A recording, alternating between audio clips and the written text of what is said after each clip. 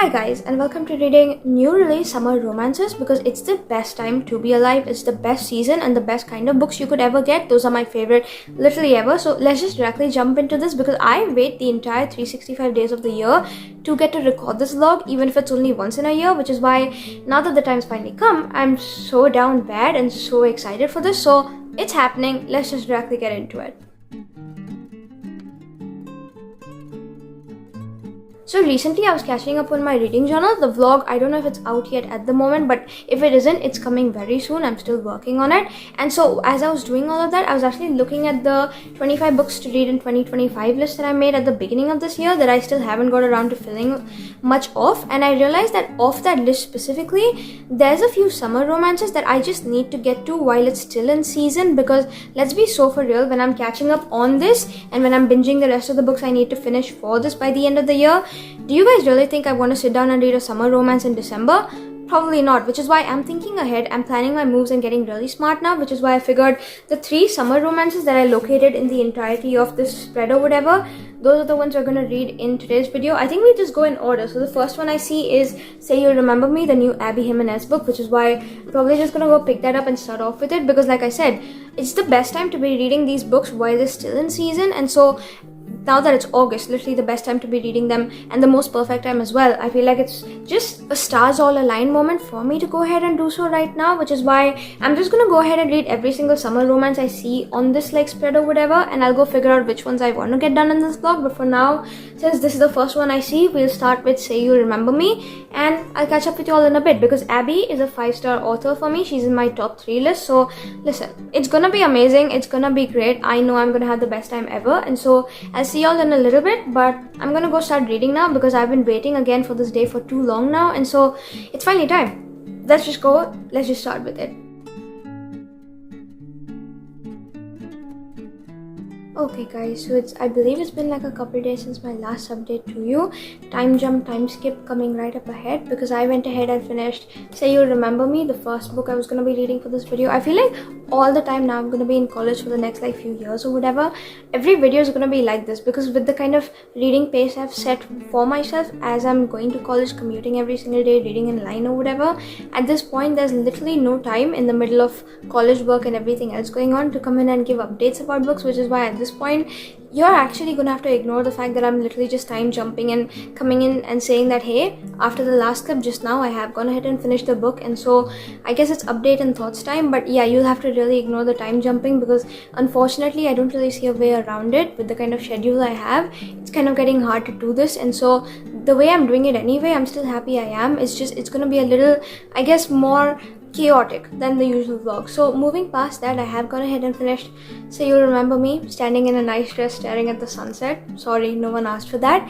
And now I think I'll give you a quick summary before I give you my thoughts on it, and we can move on to the next book because today is a Saturday, tomorrow's a Sunday. I don't have to be teaching you the weekend or whatever, but I had the day off today, and the video I'm supposed to be posting tomorrow is nearly done with being edited as well, which means I basically have the rest of my weekend to literally go do whatever I want, essentially read all the books I want to read. And because I had the time off to do so, it's time we actually start vlogging. So I will give updates for the rest of the books, and there will be better stuff going on in the rest of the vlog hopefully.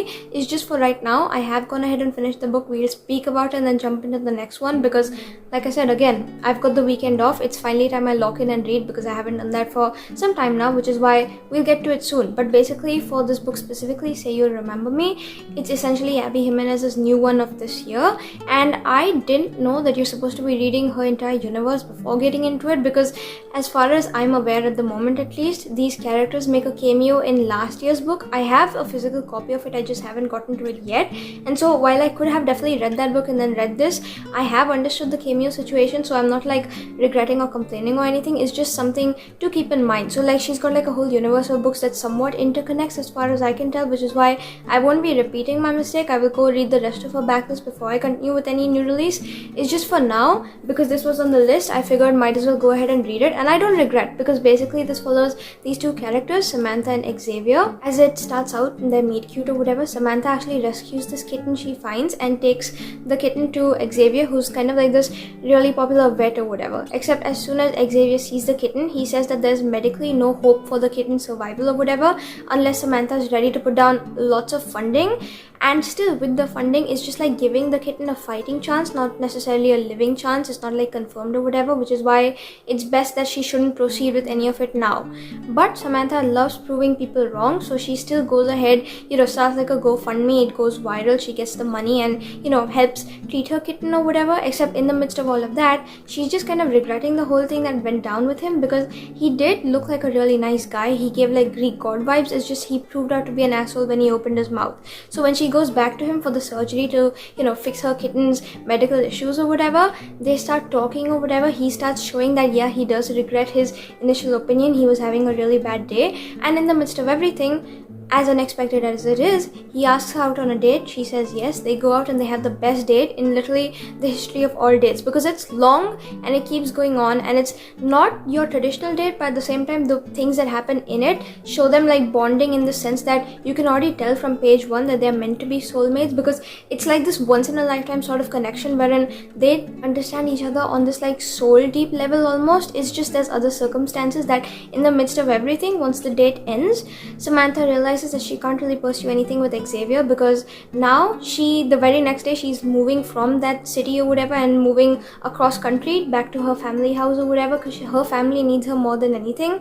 Her mother, she has dementia, and because of all the family problems and whatever going on right now, she decides it's not really a good time for her to invest emotionally into a relationship that will also require her time that she cannot really dedicate. Except Xavier's not ready to give up. They start to realize that maybe things are worth remembering, maybe things are worth trying, and so there's like a long distance relationship in it or whatever, which you don't normally see in books. And then throughout the span of all of it, you kind of see them start to fall for each other. It's very right person wrong time, wherein they'd be perfect for each other, but at the same time nothing can truly work out, and they're just not ready to break each other's hearts, which is why they're still going for it. They still want that extra time with the other person, but at the same time, can they really have a future together? Maybe not. So you are reading the entire book trying to figure out how it's going to end and if they actually get that happy ending. And listen, it was a good time, don't get me wrong. Online, I have been seeing a lot of hate for it because it definitely feels very insta-lovey, but coming off of someone who instantly like bails whenever she gets insta-love vibes, me definitely didn't give that, because I feel like most insta-love books kind of lack the emotional connection, and over here, we had one established very early on, which could be confused as insta-love, but at the same time, I feel like it was very well done regardless, and I had a good time reading. I feel like in the grand scheme of things though, this isn't my favorite Abby book yet. I feel like the whole ranking would be part of your world, then this one, Say You'll Remember Me, and then finally yours truly, Do Not Hate Me Internet. I know that's everyone's favorite book, it's just not mine, even though I really liked it. But the whole thing is to say, I gave this book 4.5 stars because I had a great time reading it. I had a great time kind of listening to it on my commute, kind of having a good time with the characters, because I feel like I bonded with them emotionally from like early on or whatever. So every time they had a happy fun moment, I was giggling alongside them, and then every time there was something swoony, I literally couldn't stop listening. But then also there were the heavier, more emotional moments that had me almost wanting to cry. So it definitely gave me emotional whiplash in a good way. It's just, for me personally, the thing that made me reduce it from 5 to 4.5, because it definitely was feeling like a 5 in the first half of the book, is the fact that because of the long distance, even though there's an emotional connection established, for me personally, I feel like they were committing a little too much into the relationship from the very beginning, and it made it a little too unrealistic, because she has met this man only once before, spent only like one full day with him or whatever, getting to know him, and now they're making these huge sacrifices on each other's past to meet again, and then do and pursue anything beyond. And like, it's sweet, but at the same time, I don't know, just something about that felt a little insta-lovey to me. Not too much, but at the same time, I feel like they were putting too much into the relationship from very early on, especially when they don't know each other very well, considering they've only been on one date, however spectacular that was. And so I will say 4.5 stars, not a bad rating. It's just, it could have been 5, it just wasn't, because of the whole, I think, jumping and rushing into things from the get-go a little too fast from the beginning. So it was a good book, do not get me wrong, I had the best time ever. It's just that specifically didn't work out for me, and so I'm kind of disappointed, because I was hoping this would be a 5-star, and it got a cute cover, Taylor Swift lyric, but it wasn't. And while that isn't like all bad or whatever, I still found a really good book I'll be recommending non-stop. It's just, it kind of broke my heart a little, because I was expecting a 5-star book. Abby is one of my favorite authors, and so here we are. Also, at the time of me reading it, I was finishing up my book lovers reread, and I did end up starting one of the next books on the list, and so now I'm thinking I was going ahead and reading some of my top authors back to back at the same time, so maybe that also contributed to the vibes, and it gave me a good time. Because listen, there's nothing like reading your top authors and having good reads back to back to back, especially with someone who's in a reading slump right now, me. And so it definitely gave me a good experience, the book, and I definitely had a good time. It's just something about it, that little thing that didn't work out, kind of put it off. But at the same time, I will be recommending it non-stop, and I've already told people to go ahead and read it, so good vibes incoming. I cannot wait to read the next books in the friend groups, POV or whatever, whoever's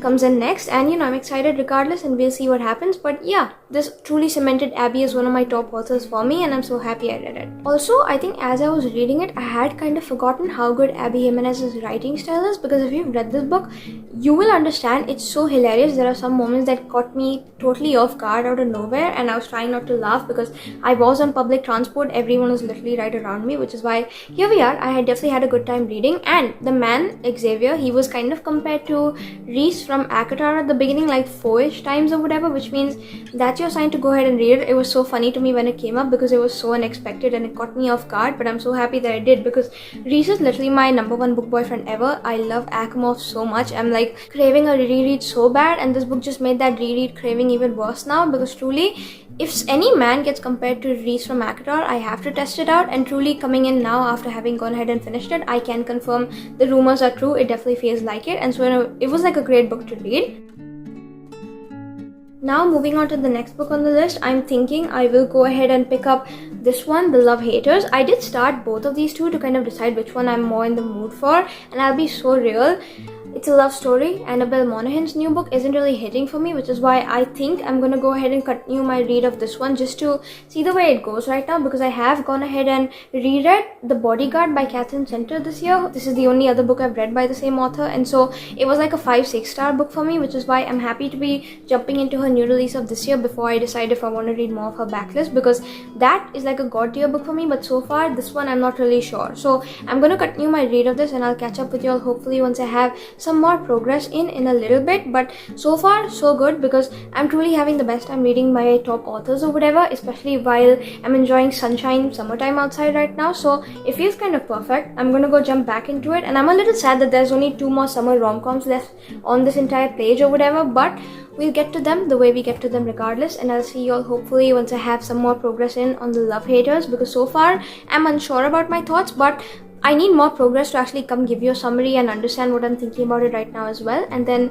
we'll see where it goes from there. But yeah, I'm actually kind of excited to see where it goes. I'll see you all in a bit once I have the thoughts, and bye. Okay guys, so it's been some time later, basically since the last time I came in and spoke to you, and throughout the rest of the day, even in the morning, I've literally done nothing but read. I have been swapping back and forth between the audiobook and the Kindle version of it, but I have been going ahead and reading non-stop, and I feel like if I lock in at this point, in the next couple hours, I should be done with reading The Love Haters, which is why I wanted to come in and give a quick update before I go ahead and finish, because I didn't want the whole say you remember me kind of situation repeating itself in the same vlog. It would be kind of boring, which is why here we are now. I have got some decent progress in, which is why at this point I feel like I'm more qualified to kind of speak about what's going on, because I've actually understood now, and also my thoughts with regards to that, because I have quite a few. So let's just directly get into a quick little, I guess, summary of what's going on in Katherine Center's newest book, The Love Haters. Basically, it follows this woman called Katie. She's had all kinds of like ups and downs in her life with literally every single aspect of it. So like in the past, she had this like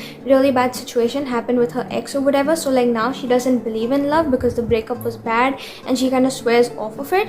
And then now in the present timeline, she's kind of swearing off of work, because there's shit going down at the place where she works, and suddenly the management, they're getting like laid off or whatever. 50% is literally being asked to leave, and if she doesn't want to lose her job, she needs to do something drastic to kind of prove her worth at the company, which is why she's kind of scared, because she's not sure if she'll get her way regardless, and so she's not sure if she gets to keep her job in the midst of all of this in the end. And so like I said, she's gone through a lot of hardship in life. Now basically here enters her boss, I guess like at like a next level or whatever. He's called Cole, and he wants to help her keep his job and her job at the same time, which is why the drastic measures he comes up with is to kind of go and video profile his brother Hutch. Now she does the job of like a video producer, wherein she has to make these almost like marketing sort of videos and market the job or whatever they're supposed to be marketing in the videos. And here it's supposed to be Hutch's job as Coast Guard or whatever, rescuing people doing heroic deeds, but also being very humble and modest about it to kind of recruit more people coming in to help with this sort of thing. So she essentially has to go there and kind of work this out, except Hutch is a very private person and he wouldn't really necessarily like his video to be taken in the first place. But at the same time, that could be the only thing that saves her job, which is why she needs to go there under false pretenses or whatever, kind of befriend him, befriend his aunt, make friends with his dog or whatever, start to slowly creep into his life before she asks favors of him, which include making that original video profile and then also something separate for her YouTube channel, so that could also be like a side thing that's going on or whatever. I'm making no sense right now, but basically she needs his help with the whole video situation, and he, on top of everything else, is a love hater. So you think going into all of it that he's going to be very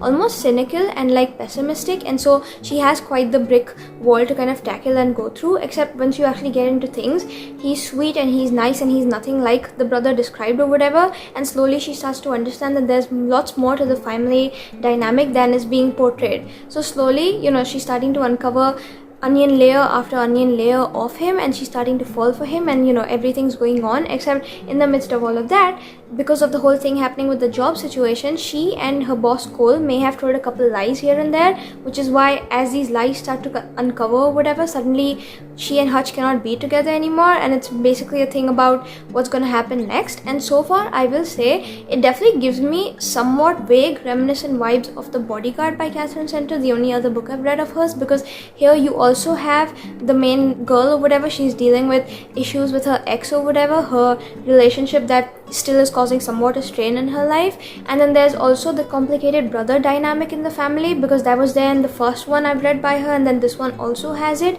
and in a way it does make sense, but at the same time it does feel definitely like a little bit of like a repeat of The Bodyguard. The storylines are very different, it's just the vibes I'm getting are kind of feeling that way with like the summer background, so there's nothing wrong with it. If you really like that book, you can definitely pick this. It's just for me personally, I'm not really sure if I'm a huge fan.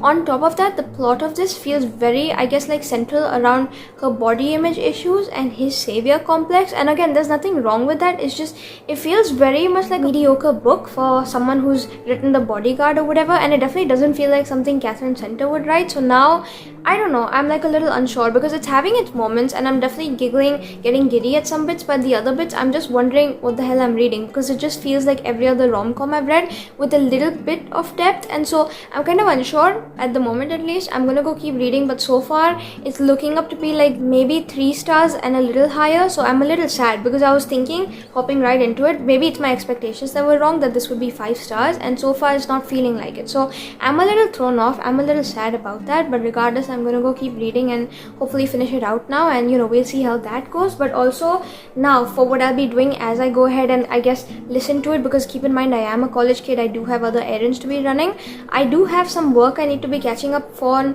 college or whatever, so I'll see as to when I end up doing that or whatever. But for now, because I have only one last video left in my drafts that can be posted potentially or whatever, and that goes out tomorrow, I have nothing ready for next week. I kind of want to go ahead and kind of finish out the journal vlog, because I'm still in the middle of recording b-roll for it, and so I want to go ahead and catch up on my journal right now as I go listen. So I'll do that. I'll show you all what I end up doing if I get anything done, but that's what I'm gonna go do as I go listen to the audiobook and kind of finish it out now, and pray to God it gets better, because so far I'm having like a mid time and I'm kind of unsure about the way it's going, and maybe journaling will help things, maybe that'll make me feel better, but right now I'm not feeling this book very much, and it's definitely putting me off even though I'm feeling their chemistry. So for some reason I need to go find something that works out in this book, and until I do that, I'll come in and update next time. So I'll see you all until then, but that's basically it. Also, I wanted to mention really quick, because no one really cares, but it's like story time anyway, while I was listening to the previous book in the video, Say You'll Remember Me, I wasn't only listening to it on commutes, I was also listening at home, because if you all remember in my first episode of reading 50 books in 50 days, I ended up going and buying some white nail polish to put on or whatever.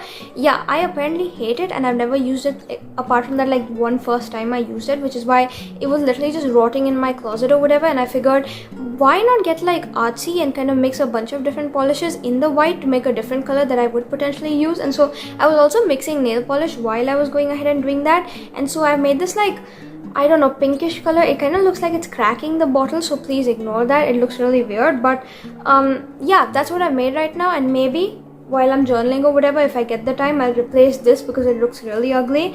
with this and see the way it turned out, and hopefully it's something I'll use more than the white, because that's what I'm feeling right now. So no one really cared to ask or whatever, but I'm gonna mention it anyway. That's basically what I was doing, and so we'll get back into nail polish escapades in a little bit. But yeah, that's about it. I'm actually gonna go now because end of story time. And while I don't really want to return to my book because I feel like my reading slump is definitely making things worse, I don't know, I'm just gonna go get back to it and see how it goes. But the only thing I'm enjoying right now is the emotional depth, so hopefully we'll get more of that and we'll see the way the situation unfolds. But that's basically it. I'm gonna go now, and hopefully I should be done by the next time I come in and speak to you. So I'm gonna go. Bye.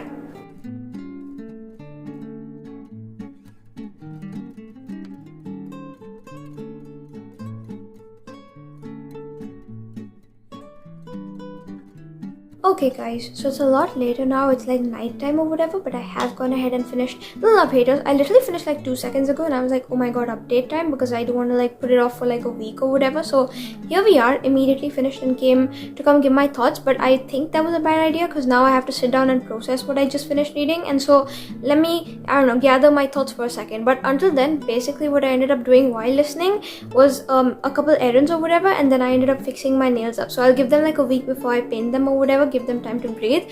But until then, there's no like journal footage to show you. There will be a journal video, don't worry, it's coming. I'm literally just finishing up the last couple spreads or whatever, and then I will post it in a couple weeks time. But until then, I didn't do anything specifically for the journal just now, so there's that with that situation going on. However, I did go ahead, I was alternating between the audiobook and then finally just now on Kindle, and I finished it out. And basically, I'm just gonna say it, since the last time I came in and spoke to you, right after I picked it up, it took like a whole other turn wherein there was like a fake dating angle thrown in there, except it wouldn't really be what you'd expect, and normally that's like my favorite trope, but the way it was done over here, not a huge fan, because I don't know, there was something about it I hated every second, and so I got pissed off, and that made me feel worse about the book. But then it took another turn in the storyline, and it was suddenly like this life or death kind of situation, almost like the third act conflict of the book, but not necessarily in the romance, in the dramatic sense of the book, in a way. I don't know if I'm making sense. If you read the book, you'll get it, but basically something happens that now, once I finished the book, I couldn't stop giggling, swooning,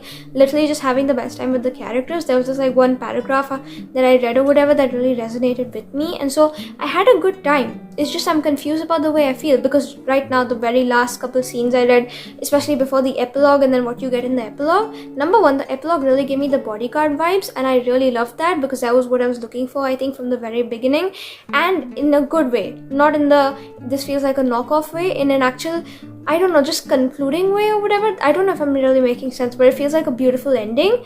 And right before that, the very last chapter before the epilogue, the way it took place, I wish I was joking. I'd say maybe the last like 10% of the audiobook, last 20 odd percent, I'm not really sure. The scenes that took place in that, this book should be made into a movie just so you can watch that very last scene, because it's like from this like helicopter or whatever, just so you can watch that one scene taking place.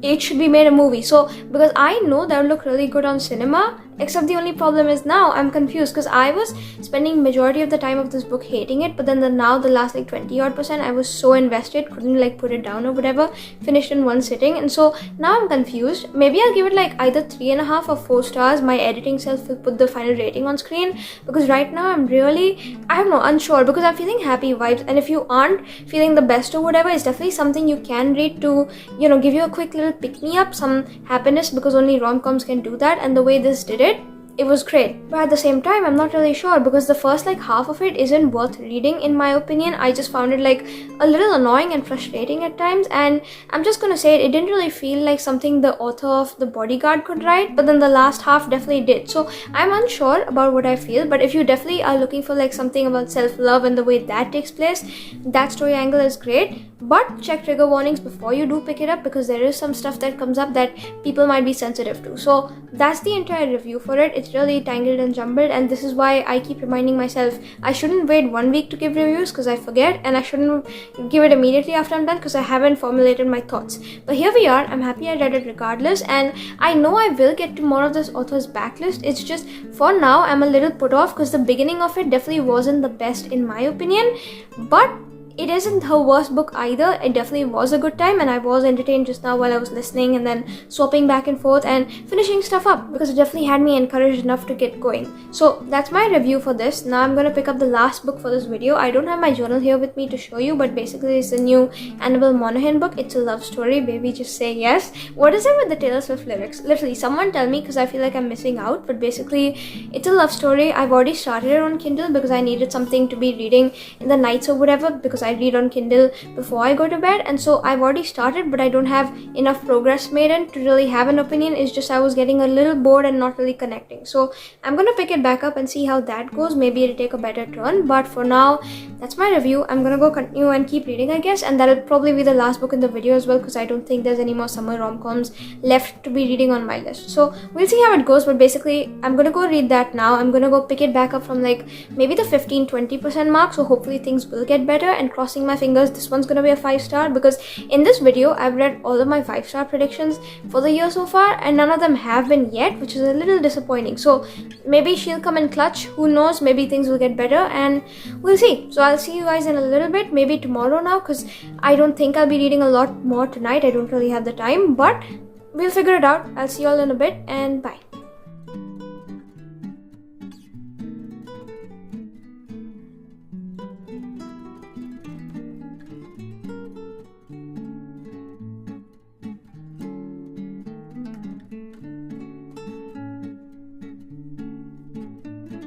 Okay guys, so it's been like another couple days later. Y'all are gonna be so mad when I say this, but I have gone ahead and finished the book. I wish I gave updates, but I literally just cannot help it with everything else going on, with the amount of time I've been getting in the middle of literally everything else to read, especially on my commute and whatever else I've been doing in the day or so. I didn't check the progress tracker. I didn't realize how much I got done. So by the time I was flipping the pages or whatever, reading on the Kindle app, and then when I was getting back home reading on my actual Kindle, surprise, surprise, the book is over and I didn't even realize it. So I have gone ahead and finished the last book for this video. It's a love story. Baby, just say yes. Sorry, no one cared for that. No one asked for it, but here we are. All the Taylor Swift lyrics are hitting in hard, except this book didn't hit hard. So I'm going to tell you a quick summary before my thoughts, and then we can wrap it up, because I have gone ahead and finished, and while this vlog doesn't feel very long, it's been going for a bit anyway, so I think it's alright. Basically, you know those like sitcom shows we'd watch back in the 2000s when we were all like kids or whatever, of like these characters and stuff, especially on like Disney and Nickelodeon, wherein they are just like doing all these funny things and it's supposed to be like a comedy show, but it stars like teenagers or whatever. Essentially, in this book specifically, our main character is Jane Jackson, except she was known as Janie Jakes or something like that when she was younger, because she was essentially the punchline in one of these comedy shows growing up. So all of her adolescence she was spent laughing at by people, you know, at her specifically, not alongside her or with her. It was just specifically at whatever jokes she was supposed to be making in the moment, and while it did make her good money, it left her almost traumatized with everything else that's going on. So now in her adult life, she's got like this great job as like this creative exec at this great like movie making studio or whatever, except with everything else that's going on in her life, she feels like she's kind of missing out, because thanks to all her childhood traumas and everything else, she does not believe in love. She just cannot stand the idea of it. The only thing she believes in is a good laughter, and so she should know she was literally the punchline, and so she understands that that's literally the only good aspect.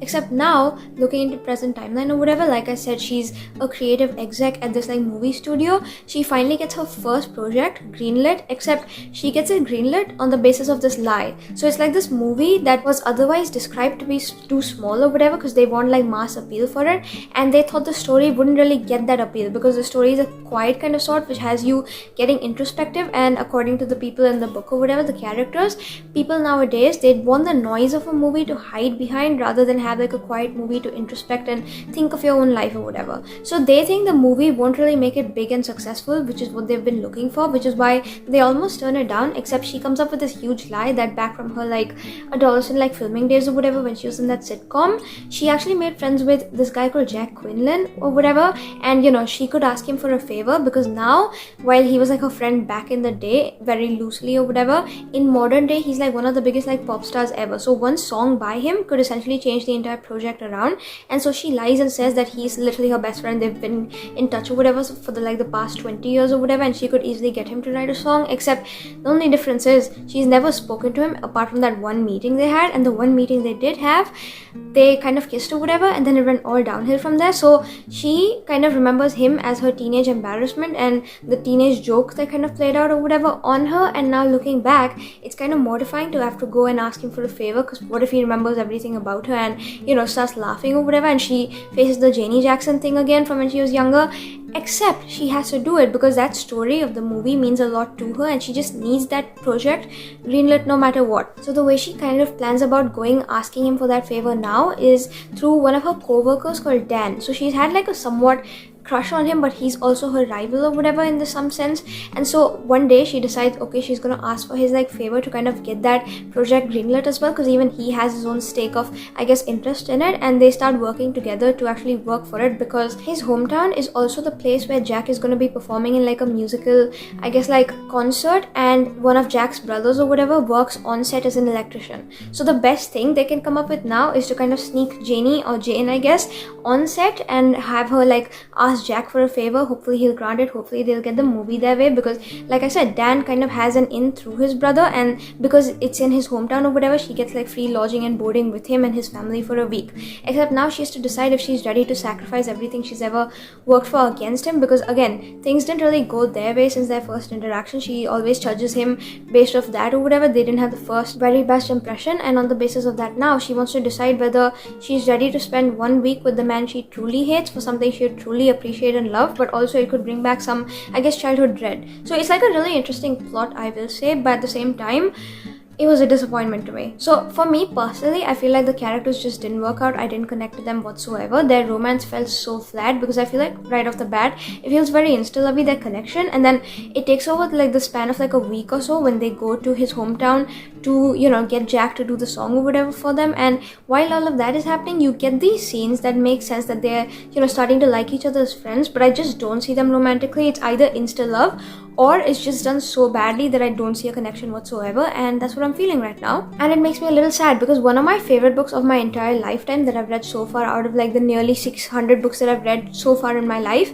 is called Nora Goes Off Script by this author. And so now I'm starting to wonder if Annabel Monaghan was just like a one-hit success for me, a one-hit wonder, because since I've read that book specifically, Nora Goes Off Script, I've never actually found one of her other books that, you know, hits as high as that, or hits in a somewhat okay-ish mark or whatever, because I feel like they just feel alright in the moment and then I just forget them. And the problem is, I don't know why it's happening, because I really enjoyed the other one, but this one just wasn't it for me. And her writing style is also great, because it's like to the point. You have human emotions expressed in this like not beat around the bush kind of way. It's like straight, cutting right deep to the essence of what she's trying to convey, but at the same time, I don't know, something about that just didn't work in this book, because I feel like it didn't really establish any emotional connect with the characters. And so it's breaking my heart to say it, but I think I'm gonna give this book 3 stars. I'm so sad. It's probably my reading slump actually, because I genuinely just cannot connect with books right now, but also I did think this would be like an Insta 5, get me out of my slump, and it wasn't. So I'm a little sad right now. Just nothing in this book worked out in my favor, unfortunately. And so here we are. Even the whole thing with the movie, like approval or whatever, getting Jack to do a song, I feel like the whole plot with that was just too dragged out. And finally, when you get the conclusion with what happens with him or whatever in the very end, I feel like it was too dragged out in the beginning. And then actually when you get to that scene, it was rushed. And so I feel like even the pacing of this wasn't too good. And even the ending, actually, it felt rushed. So lots of the book I feel like just wasn't it for me, unfortunately. And while I will continue to read her new releases to the point where I finally make up my mind and say that maybe I should stop now because it isn't for me, we will see. I will just keep going until then, and so hopefully next year's book by her will be good. But for now, this one wasn't it for me. Again, if you want to read it, definitely go ahead. If it's something that floats your boat, please pick it up. Do not stop on my account. It's just for me personally, it wasn't it. And if you might come in and say, oh my god, even the first book in the video, it was almost insta-love, but you gave it 4.5. Say you remember me actually established like this emotional connection between the characters, and you could see their almost romance blossoming in real time. Here, it feels like it's just told to you that they like each other. There's nothing shown about it, and I feel like there's all this like montage that's been given, but it's also very unnecessary because it doesn't establish connect. And I feel like honestly Jane had better chemistry with his family, or better good dynamic with them rather than with him. It just fell flat in my opinion. So here we are. I didn't like this book very much, and let's just move on because it's kind of breaking my heart because I was looking forward to this all year and it's let me down. But here we are now at the end of the video. I know it's been all over the place, but hopefully you guys had a fun time coming along with me reading a couple summer romances while we're still in the middle of summer right now. I am a little sad because I love reading summer romances and soon summer's gonna come to a close and I'll have to go pick something else up because you can't really read a summer romance in other seasons. It just doesn't make sense. So maybe stay tuned for like autumn fall reading because that is something definitely to look forward to. And if you've got like video recommendations like fantasy books you want me to get to in autumn till then, definitely let me know because now it's the end of summer at this point and here we are. I'm a little sad, but we'll see how it goes. But I'm happy regardless that I did sit down and read these like summer romances to feel the summer spirit because always they bring the best vibes and they always make me giddy happy, and so I'm happy to feel that way. But regardless, I'm gonna stop yapping now. We've reached the end of the vlog, and if you enjoyed it, please like, comment, share, subscribe. YouTube things, you know how to do them. And that's about it. So I'll see you all in next week's video, whatever it ends up being. And until then, take care, stay safe. I'll see you all very soon and I hope you have a great rest of your day. Bye!